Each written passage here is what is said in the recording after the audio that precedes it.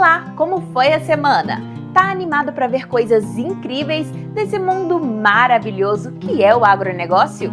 Então, se ajeite na cadeira e prepare-se para mais uma viagem inesquecível. Confira! Tudo sobre a criação de abelhas sem ferrão. Como plantar feijão vagem com sucesso. O crescimento da ILPF no estado de São Paulo. E aí, vamos plantar abóbora cabotiã? É bom negócio, viu? Começa agora o programa Revista Rural, a sua revista eletrônica do agronegócio.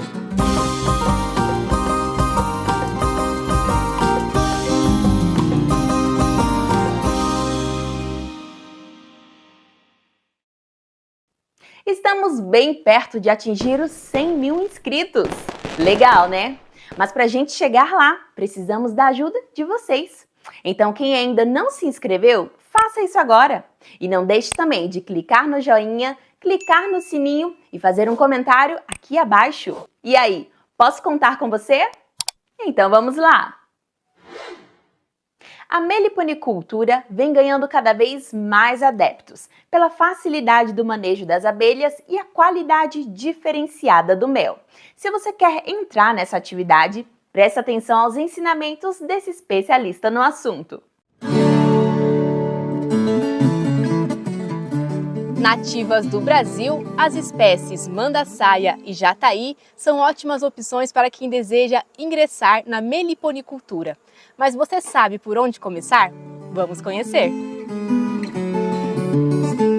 Em termos de benefício, ambas são boas em questão de polinização, né? A jataí às vezes um pouco até mais, porque são nas pequenas flores que ela consegue adentrar e fazer a polinização dela. Em termos de cuidados, manejos, a mandaçaia já é mais fácil, porque no caso da jataí, para fazer uma divisão é um pouco complicado, é muito sensível. Então eu, no caso, aconselho, se tiver que iniciar, através da mandaçaia.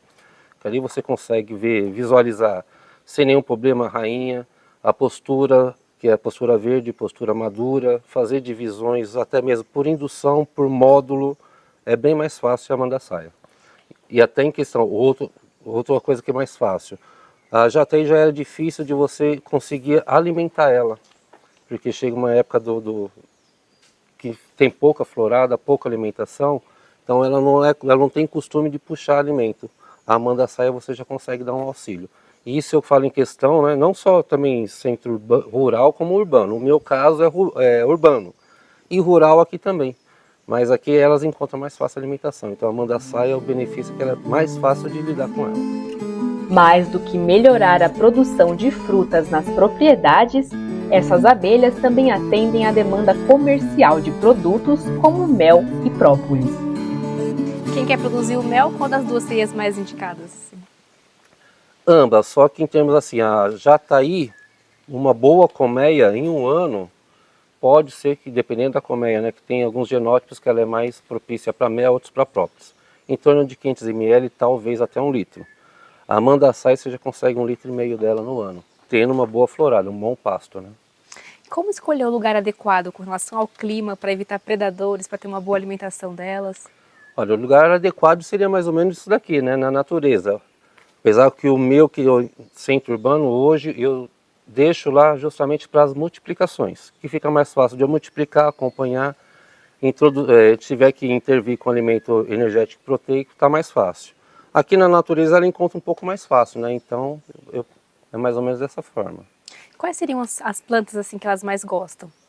Olha, aqui mesmo, quando eu vim para cá conhecer o plantar em casa, era ali embaixo, manjericão, cosmos, é um ótimo alimento que todas vão com aquela florzinha laranja, encontra muito fácil, fruto do sabiá, melaleuca, erva baleeira, sabugueiro, tem diversos. E estamos plantando aqui em volta justamente para poder atender, né, a necessidade delas.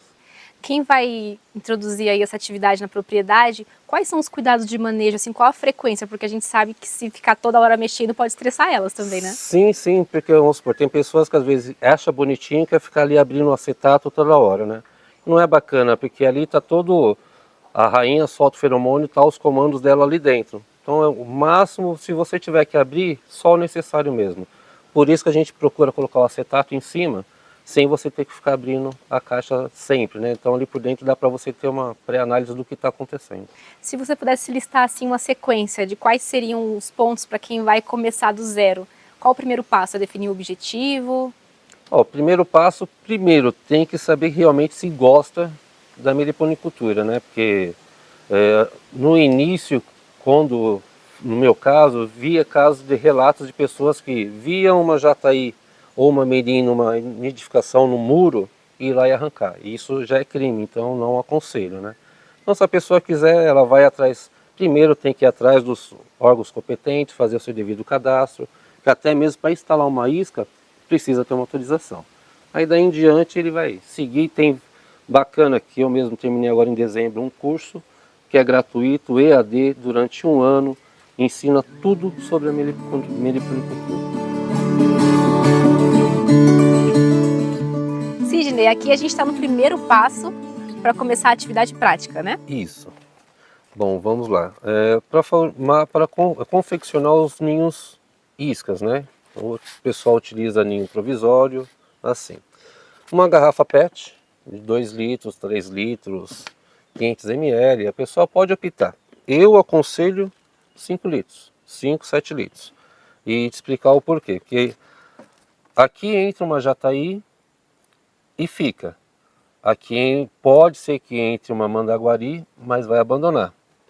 Aqui entra a jataí, fica, entra a mandaguari, fica, entra uma borá, fica, que é o espaço ideal. Pode até ser uma mirim com um ninho pequenininho aqui, vai ser o suficiente para ela.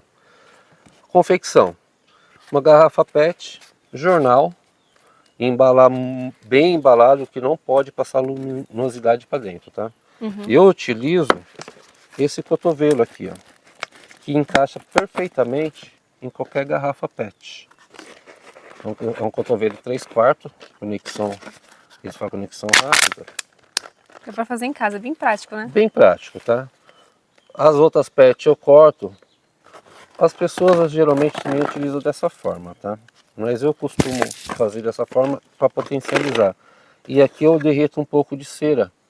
Às vezes nas transferências, até mesmo na mata, por incrível que apareça muito bicho acabam detonando as suas capturas.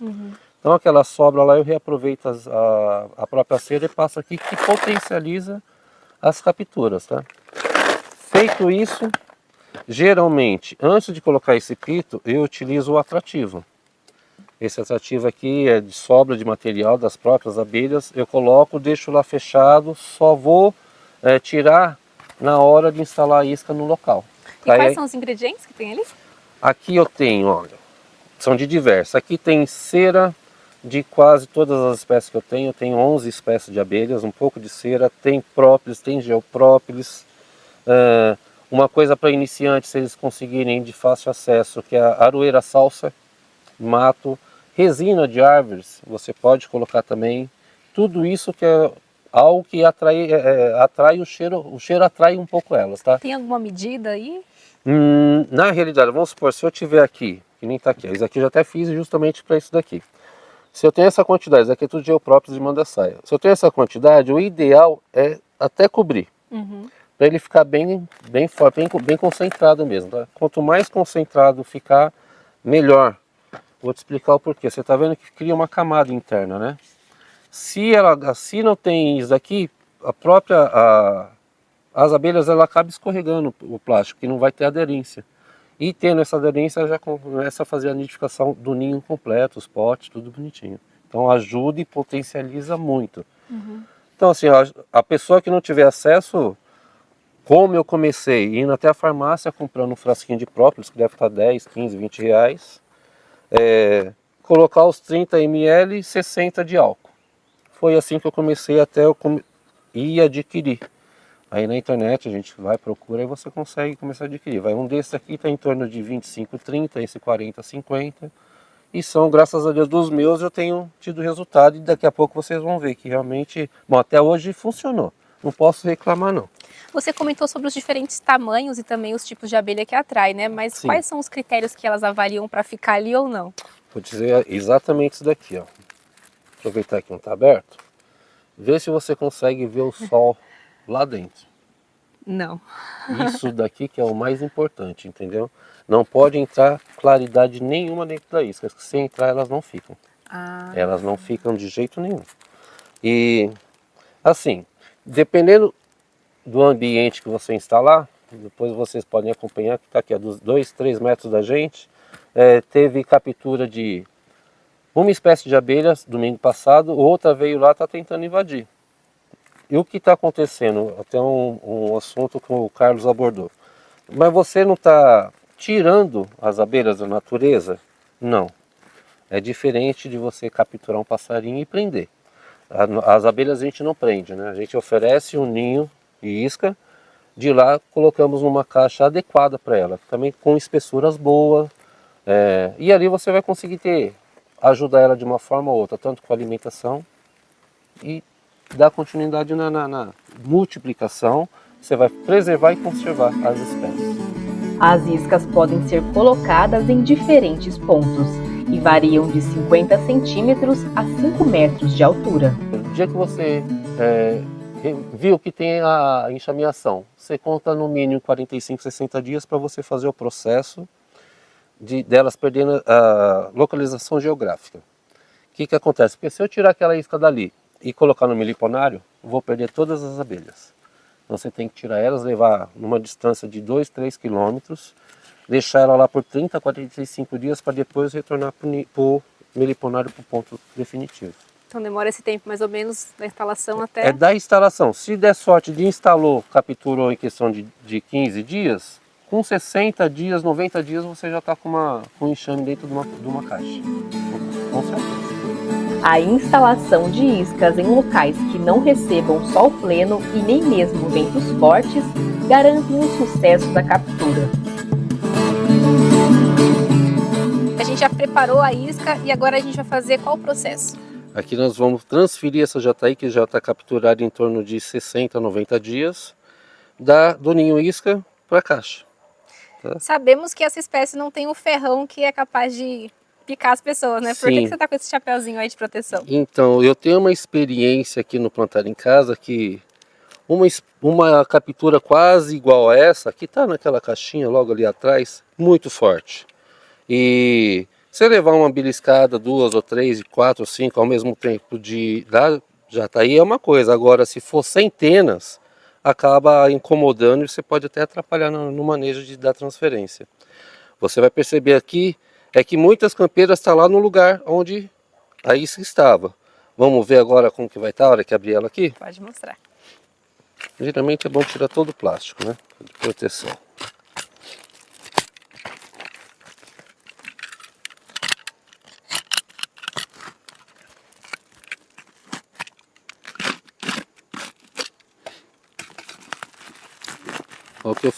Na isca que eu falei para você, a questão de proteção. Por que é colocado o jornal? Para ela segurar a umidade que às vezes a própria colmeia produz, né? Tem uma noção de quanto tempo ela ficou ali preparadinha para poder receber as abelhas? A isca? Isso. Olha, aqui tem sido tão rápido que naquela isca ali em cima mesmo que a gente mostrou da Mandaguari, deixa eu colocar aqui do lado, depois eu tiro. Eu coloquei a isca em um dia, acho que não deu 3 dias já tinha captura. Então assim, como está no meio do mato, eu passo aqui às vezes cada 10, 15 dias e verifico todas as iscas, né? Uhum. Mas aqui não tem tido muita demora não. Por que eu faço a abertura da isca sempre aqui em cima? E sempre com a ponta do estilete para poder evitar de estourar potes e até mesmo de caso de machucar alguma abelha. Então sempre com o canivete bem inclinado. As criancinhas já estão saindo, as bebezinhas. Não tombar a isca para evitar que derrame algum tipo de alimento, né?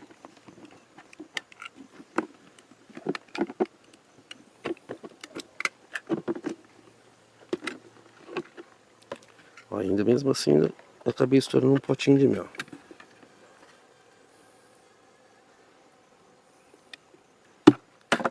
Pessoal, e assim é formado uma captura, tá vendo?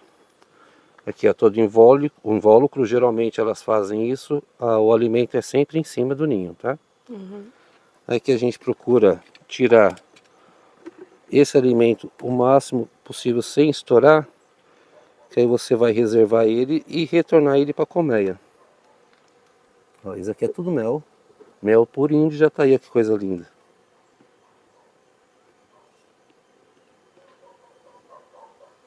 Quer experimentar? Ah, eu quero. Vira a mão aí. Ó, tá pingando já. Quer experimentar? Que delícia, fresquinho da colmeia. Da colmeia. Nessa etapa, o maior cuidado mesmo é É não você, destruir, né? é o mínimo possível, né?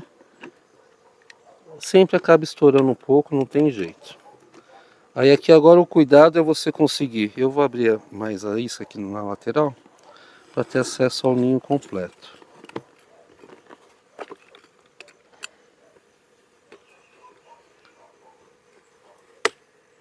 É por isso que você falou que só utiliza novamente o bico, né? Você viu que não tem assim como você reutilizar ele, fica muito complicado. Vamos ver se se eu consigo te mostrar a postura da rainha, do ninho.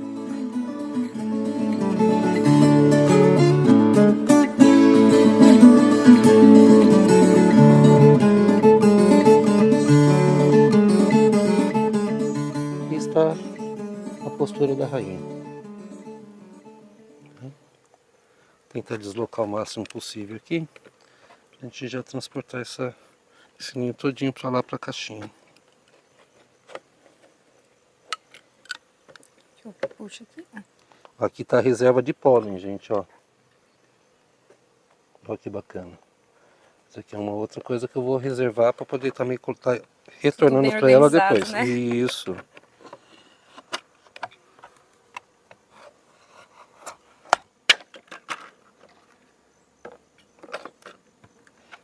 tirar essa parte já de trás que vai ficar mais fácil.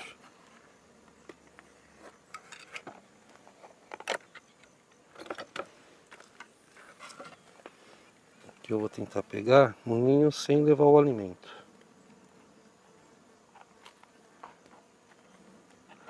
Tem alguma outra criança querendo vir aqui xeretar. Olha que bacana conseguir deixar o pólen todo intacto. O ninho, vou colocar ele aqui. Essa aqui ainda bem que ó, coube certinho. Isso aqui é uma caixa semi-didática.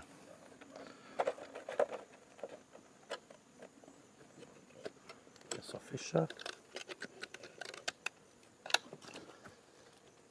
Aqui é um sobrinho, já é a melgueira, só que ela tá com umas madeirinhas. Eu vou deixar para retornar, apesar que aqui tá com o alimento não estourou, eu vou retornar ele aqui já.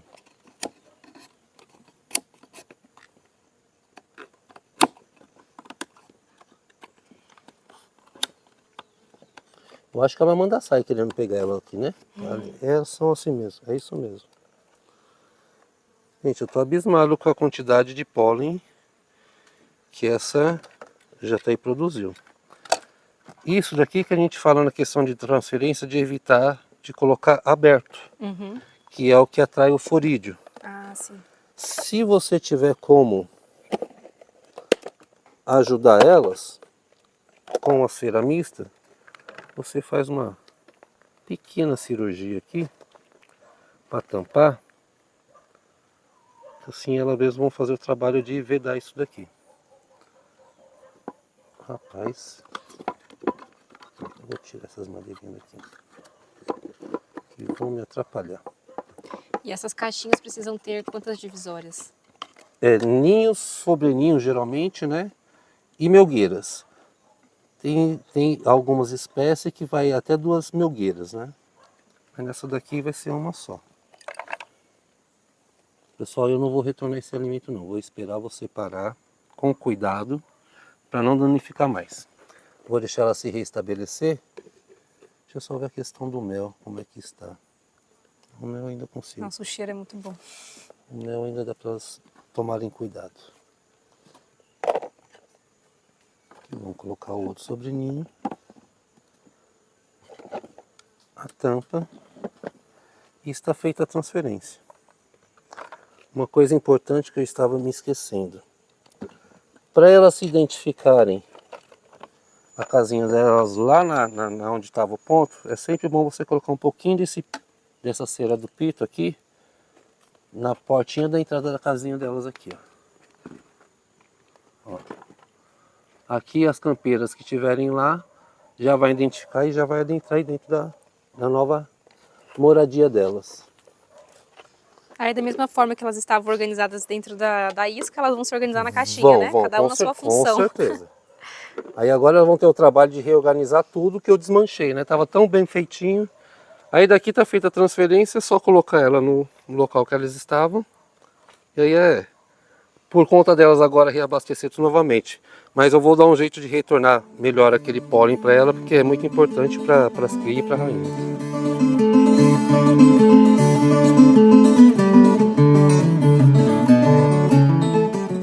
Sidney, você estava comentando que não pode vender as capturas, né? Sim, sim. Por lei não se pode vender as capturas. O que você pode fazer é comercializar as filhas dela.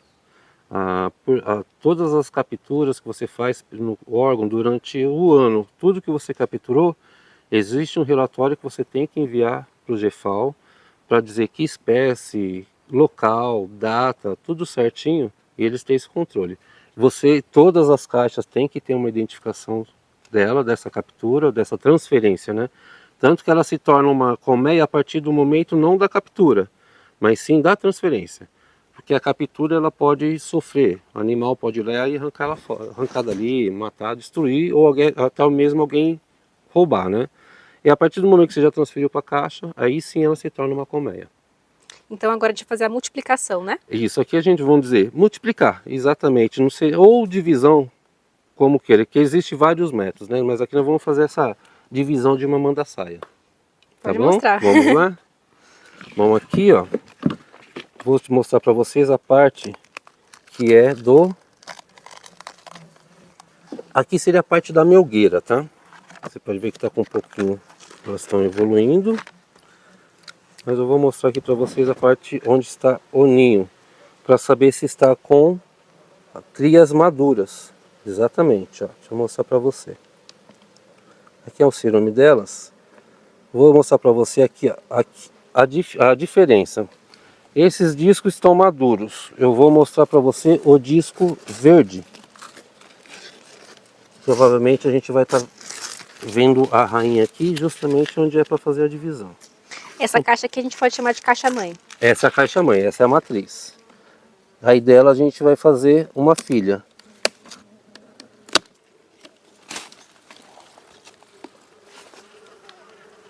Vou dar só uma olhada para ver se a rainha não está aqui. Com certeza não.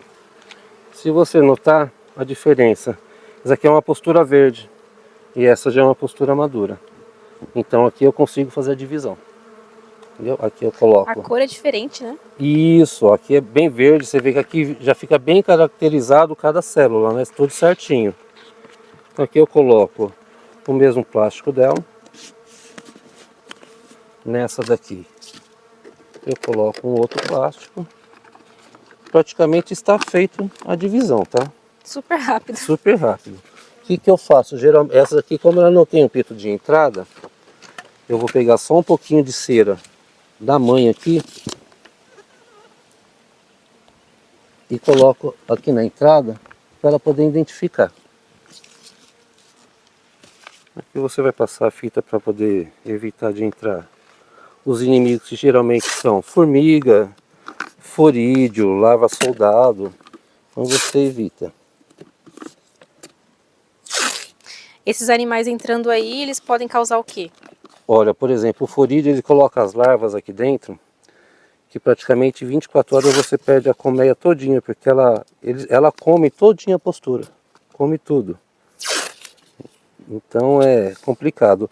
A larva soldado é a mesma coisa. Então se você puder evitar, é melhor. Geralmente eu passo a fita aqui já está com fita. Essa daqui que é a caixa filha, eu vou passar a fita só na divisão, que é para proteger um pouquinho mais. Sério aí, bebezinho.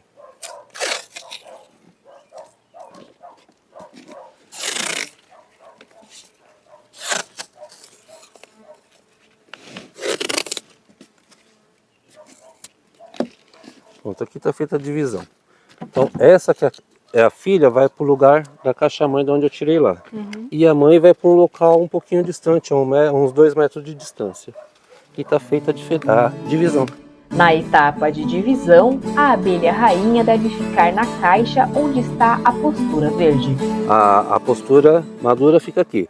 Cada disco daqueles maduros que você viu, em torno de 25% nasce uma princesa.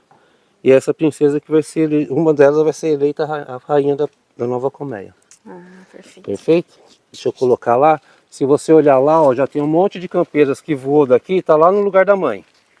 Você acompanha aqui, você vai ver que elas já vão entrar aqui na caixa filha.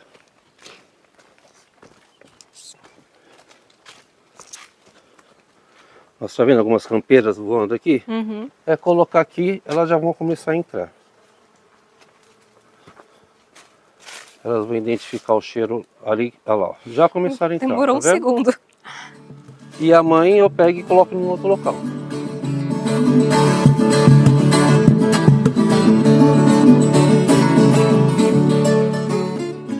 Esse é um dos motivos que a gente fala das pessoas que fazem aquela captura, voltando no captura, não queira tirar a captura do local e mudar 50 centímetros que você vai matar. Para você ver que elas marcam aquele lugar, a gente fala localização geográfica delas, elas marcam. Elas vão sair e vão voltar aí.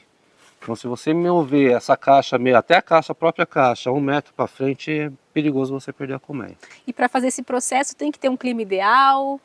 Isso, para você fazer uma transferência, você viu que está quente, não está ventando, no mínimo 25 graus. Fora isso, não faz isso. Tá menos que isso. E é bom você se atentar se nos próximos 15 dias a temperatura vai estar acima de 15, 18 graus. Isso tudo influencia já numa divisão, numa transferência, tudo isso influencia. É muito importante observar isso.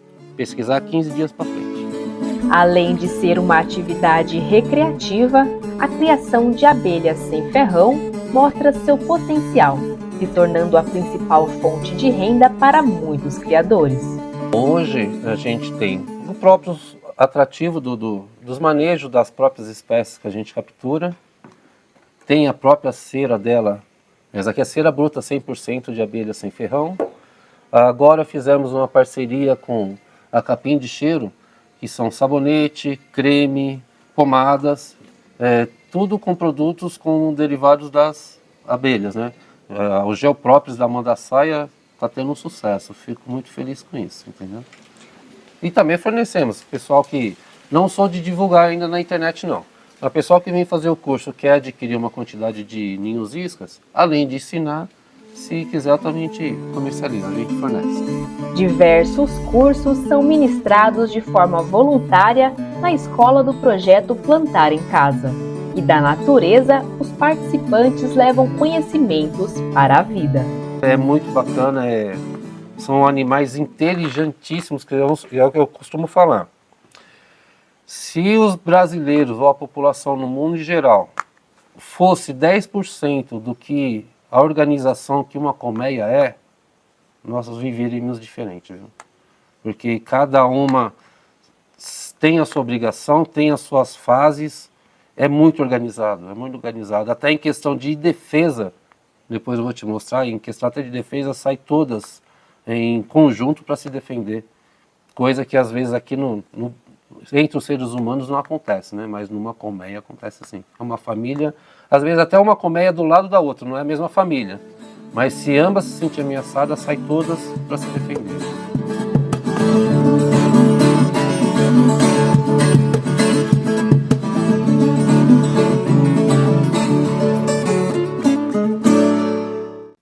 E quem estiver interessado em saber mais sobre a criação de abelhas sem ferrão, pode anotar os dados de contato que estão na sua telinha. Então não perca tempo e anote aí!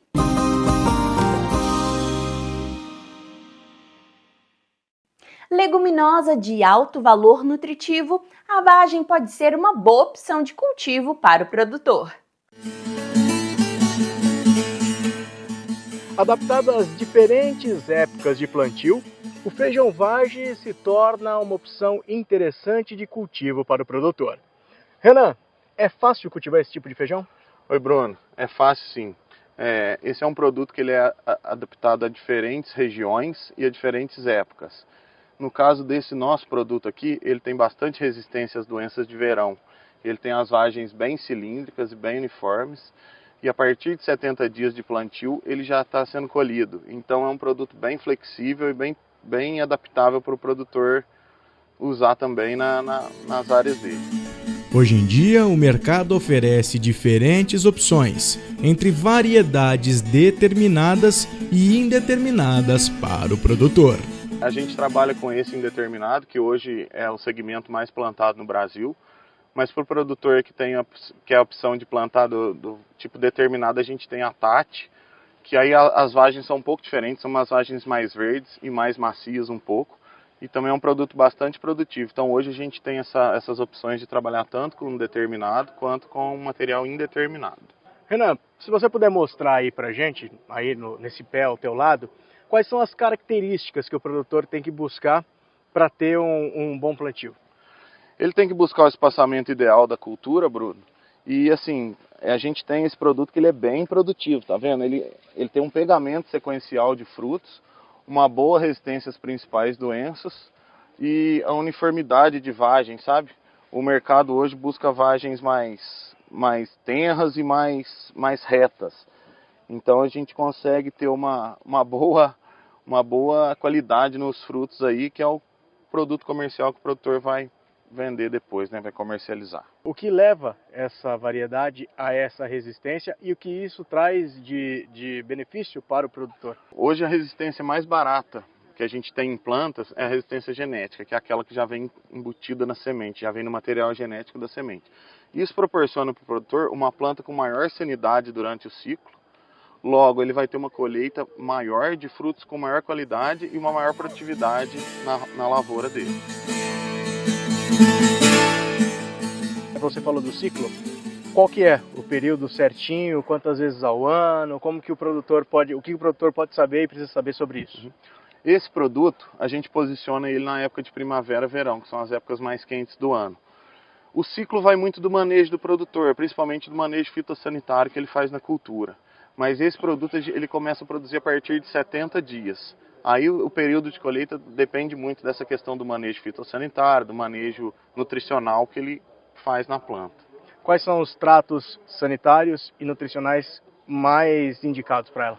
Em relação ao manejo nutricional, a maioria dos nossos produtos a gente tem uma sugestão de nutrição que a gente passa para os nossos produtores. É claro que cada situação, cada tipo de solo, ele vai ter que fazer um manejo diferente. Então a gente tem uma base que a gente sugere para ele fazer em cima das necessidades do solo dele, da necessidade da cultura, ele vai se adaptando. E o manejo fitossanitário é bastante... ele tem que acompanhar bastante a lavoura, ele tem que ver as principais pragas que estão atacando a lavoura dele, tem que ver as principais doenças, e em cima desse visual, desse manejo, desse acompanhamento da lavoura dele, ele vai fazer os tratos culturais, principalmente os fitossanitários, que a lavoura vai precisar para chegar nesse fim de ciclo. Para quem está querendo plantar o feijão vagem, o especialista traz dicas importantes para se fazer um bom cultivo. A primeira dica que a gente dá é assim, se ele já é produtor rural, ele procurar o consultor técnico dele, o que atende ele de alguma revenda nossa parceira, porque assim, a gente precisa ter uma boa análise de solo, uma boa interpretação, tem que começar do básico, a gente tem que fazer uma calagem prévia, porque sem a calagem a planta não vai ter a absorção necessária dos nutrientes. E assim, é uma cultura de fácil manejo. Para quem está começando, principalmente na horticultura, é uma cultura que dá para iniciar por ela. O manejo dela é bem tranquilo, igual eu falei, a gente tem que ter o acompanhamento de um técnico, para ele saber posicionar tanto os adubos quanto os defensivos que a gente vai usar na lavoura, mas é uma cultura de bastante facilidade de trabalhar a princípio. Hoje em dia a gente vê que a horticultura uma das vertentes aí que está ajudando a agricultura brasileira aí a decolar. A gente está sempre trabalhando na questão de melhoramento genético, melhoramento de manejo geral, justamente para entregar para o produtor a melhor semente, com maior sanidade, para ele chegar e conseguir ter uma boa produtividade, uma boa produção de qualidade, tanto para ele quanto para os colaboradores dele, e depois no final lá pôr o dinheirinho no bolso.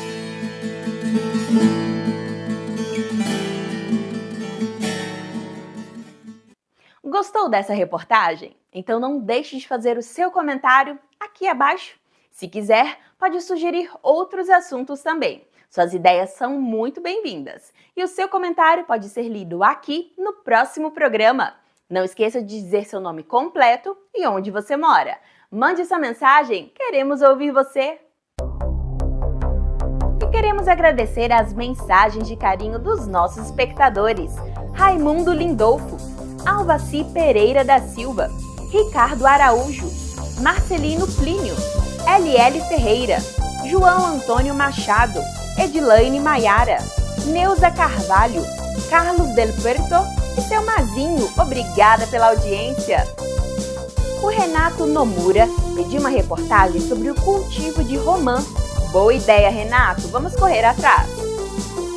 O Carlos Roberto de Melo, de Sergipe, quer saber mais sobre o cultivo de mangostim. Ele quer plantar na propriedade. Carlos, a gente vai trabalhar nisso, ok? E uma saudação especial ao Flávio Henrique Paixão Moreira e a Aline Caum, que nos assistem lá dos Estados Unidos.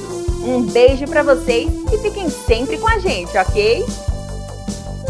E continuem mandando suas mensagens, é muito importante pra gente.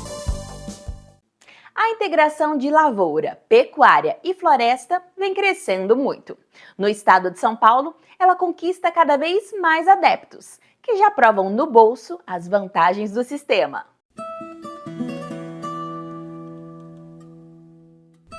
A integração lavoura, pecuária, floresta cada vez mais vem se expandindo pelo Brasil.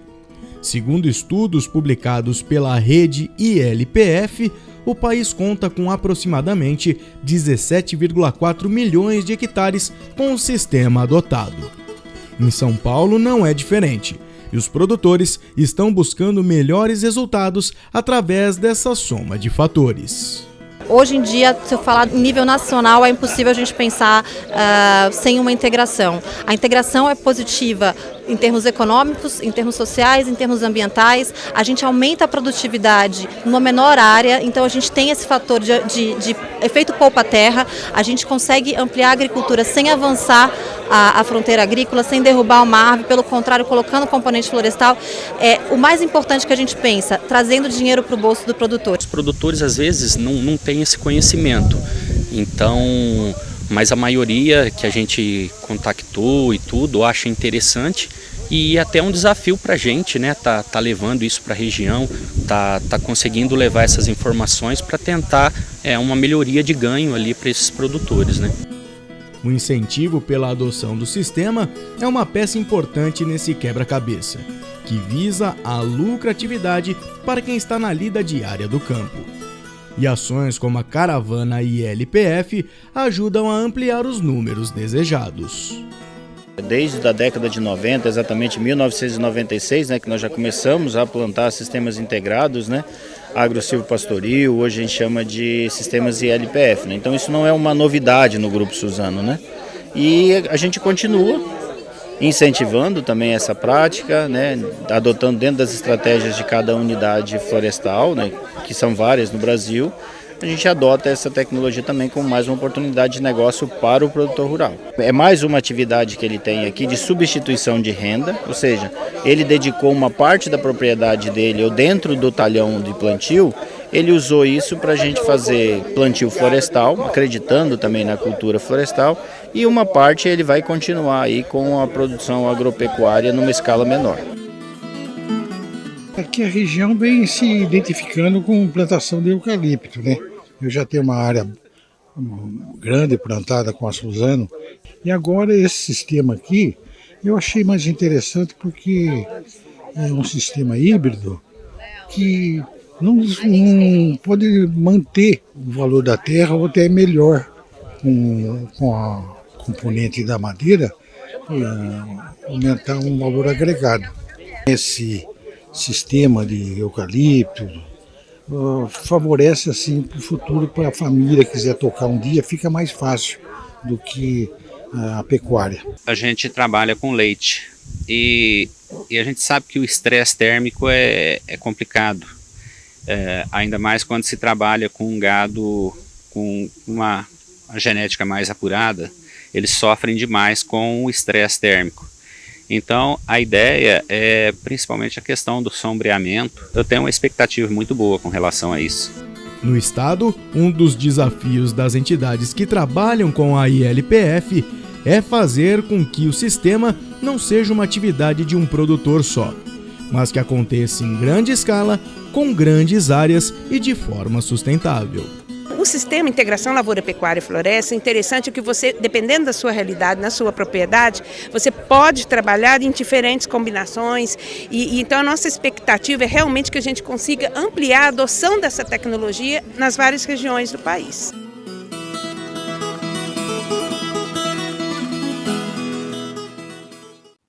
Você que está assistindo o nosso programa através do YouTube, queria te pedir uma coisa. Clica no joinha, se inscreva no canal e deixe uma mensagem aqui nos comentários. Isso nos ajuda muito a produzir um programa cada vez melhor e mais interessante. Tudo especialmente para você.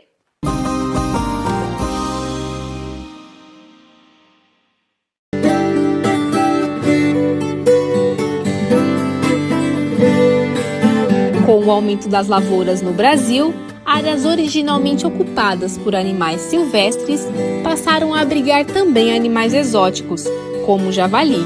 Esse desenvolvimento fez com que a gente tivesse, então, esse desvio ecológico, uma grande quantidade de animais que precisam, para sobreviver, de um triplo A: abrigo, água e alimento. E o alimento, então, se tornou abundante. E aí a gente tem uma chegada das necessidades de proteção dessas lavouras contra um novo entrante, o animal nativo e o animal exótico, que tenta buscar na roça de milho, na plantação de soja, seja no sorgo, a sua fonte de alimento. Com isso, a gente desenvolveu e trouxe de experiências de outros países as telas de proteção de lavoura. Geralmente, em áreas de preservação na fazenda, 3 principais espécies são encontradas: o javali, a capivara e o queixada. Cercar a sua lavoura contra a entrada de animais silvestres e exóticos, ela é totalmente permitida em todo o Brasil, em todo o território nacional, tá? Mas captura e retirada desses animais do meio ambiente só pode e deve ser feito por um profissional habilitado para esta execução, ou também no caso de javali, que são animais exóticos, ou java-porco, né, como ele é chamado, eles podem ser utilizados, podem ser caçados por aquelas pessoas que são credenciadas junto ao IBAMA para projetos de caça. Para impedir a invasão de animais mais brutos, a cerca de proteção precisa ser resistente. Essa barreira de proteção, que hoje a gente faz ela com arame, como a cerca tradicional que é utilizada para pecuária de corte, pecuária de leite, de 5 fios de arame, logicamente ela não consegue segurar e conter esses animais. Aí as experiências dos fazendeiros começaram a trabalhar com telas de alambrado ou telas hexagonais. Elas são muito boas para algumas aplicações, para aplicações urbanas principalmente, mas não têm a resistência mecânica necessária para que possa resistir à tentativa de invasão desses animais. São animais brutos, né? Então, a principal característica é uma cerca resistente e que ela tenha que andar muito próxima e rente ao solo. Tem situações que a gente tem que fazer, inclusive, uma saia para o lado externo, para que o animal, quando ele venha querer passar a cerca, ele vai tentar fuçar no chão e ele bate com a cara na tela. Então, ele não consegue cavar um buraco para passar para o outro lado. Além da resistência, a composição do produto projeta durabilidade. Essa é uma tela constituída com 11 fios de alta resistência, uma tela que tem uma tripla camada de zinco para poder suportar aos intempéries do tempo e aos tratos culturais da lavoura. A durabilidade da tela, 20, 25 anos, a durabilidade do poste vai depender da característica do poste que vocês vão utilizar para a sua cerca. Mas o ideal é que você possa utilizar uma madeira que tenha a durabilidade parecida com a dessa tela. Se tratando de custo-benefício, a Belgo destaca a possibilidade de um rápido retorno de investimento. É uma cerca, então, que vai ter uma altura de 1,20 m. Você pode ainda colocar um arame por cima dela para que ela tenha a altura tradicional de uma cerca de pecuária, ou seja, o último fio ali na faixa de 1,45 m, tá? E você trabalha com os postes tradicionalmente vendidos no mercado, os postes de 2,20 m. Por que isso é importante? Porque o poste custa 50% de uma instalação de uma cerca, como qualquer cerca, tá? Os postes, as estruturas de sustentação, são a parte mais cara. Depois você compra essa tela e se você já tem uma cerca existente, você coloca apenas a tela, ela vai te custar aí numa faixa de 18, 20 mil reais. Se você tem que fazer a sua cerca do nada, eu acho que essa cerca vai estar aí na região de Rio Verde em torno de 30, 33 mil reais por quilômetro. Há fazendas trabalhando com 20, 30 quilômetros de cercas de tela para a contenção do ataque desses animais e que nos relatam que da segunda para a terceira safra, nesses casos, eles já pagaram o investimento só com que diminuiu o estrago na lavoura e o roubo, né, vamos chamar assim, né, dos produtos plantados, seja ele a soja ou o milho.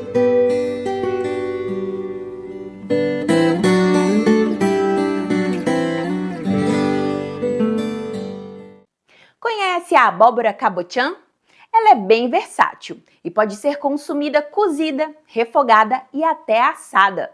Além disso, num país tropical como o nosso, ela pode ser cultivada com sucesso durante o ano todo. Há quem chame de abóbora, há quem conheça por jerimum.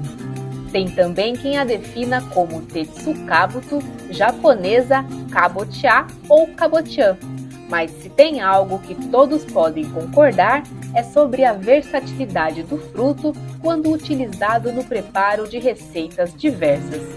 E se tratando de seu cultivo, não é diferente.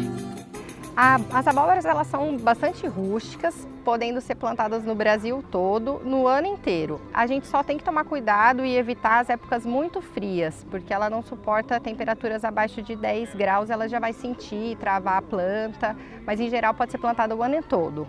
O mais comum é o sistema de produção em campo aberto mesmo.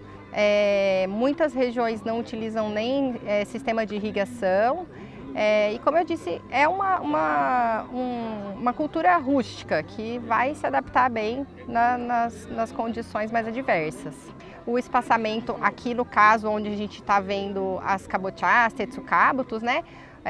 O espaçamento mais utilizado é 3 metros entre linhas para 1 metro, 1,5 metro entre plantas.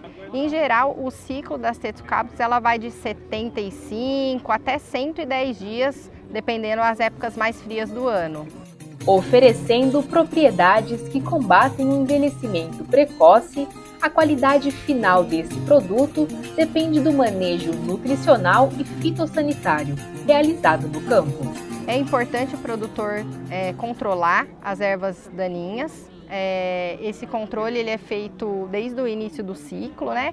Principalmente quando as plantas ainda estão pequenas e vão entrar em competição com as abóboras. Então é importante o produtor estar controlando, sim, esse controle é feito na base da enxada mesmo, para conseguir não ter competição entre a abóbora e as plantas daninhas. É importante estar sempre fazendo análise de solo antes do plantio, né? Tá fazendo sempre rotação de cultura para conseguir adequar bem a nutrição aí das plantas. No caso da tetsukabuto, ela é bastante exigente em nutrição e quando a gente ajusta, né, a nutrição necessária aí para ela, isso vai dar mais produtividade e rentabilidade para o produtor. Então é importante sim ele tá fazendo essa análise de solo, tá fazendo um acompanhamento planta a planta, não tem receita de bolo, mas é muito importante para conseguir colher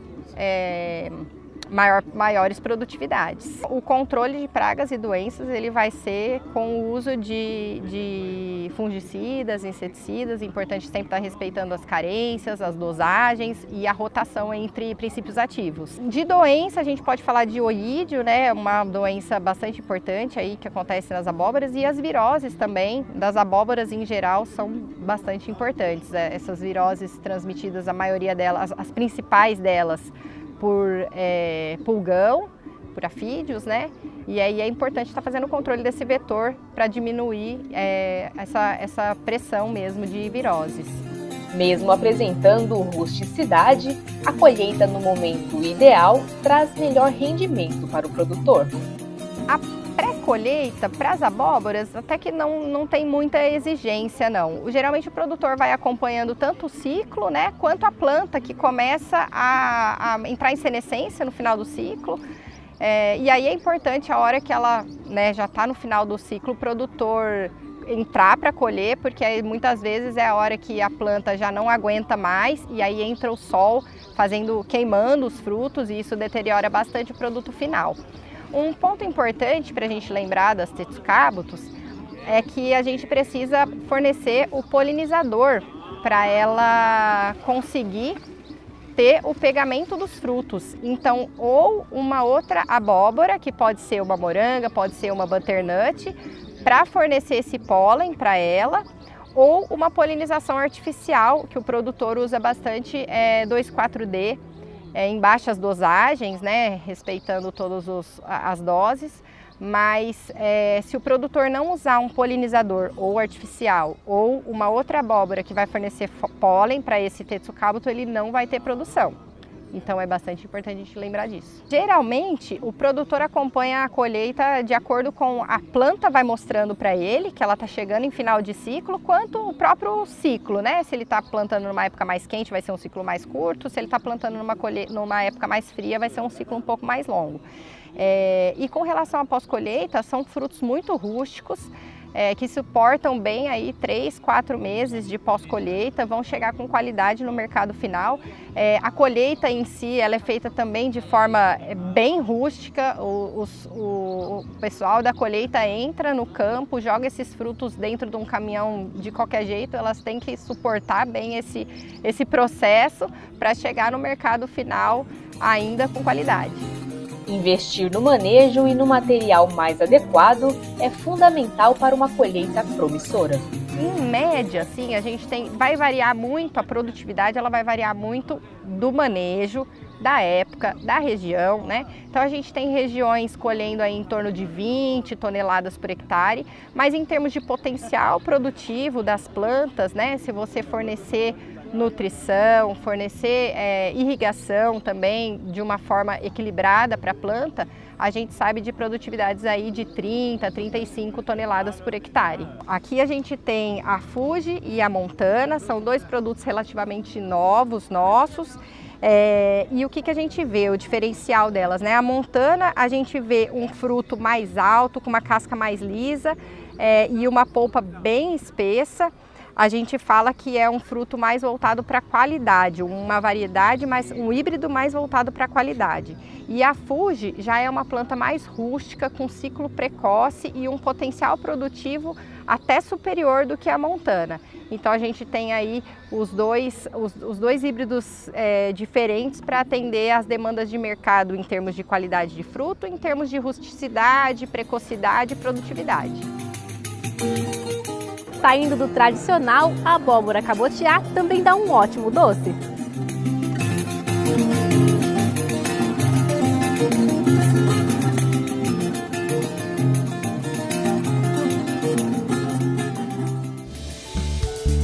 Chegou a hora de ir embora. Não esqueça de se inscrever no canal e clicar no sininho para ficar por dentro de tudo. Semana que vem tem mais, ok? Até lá!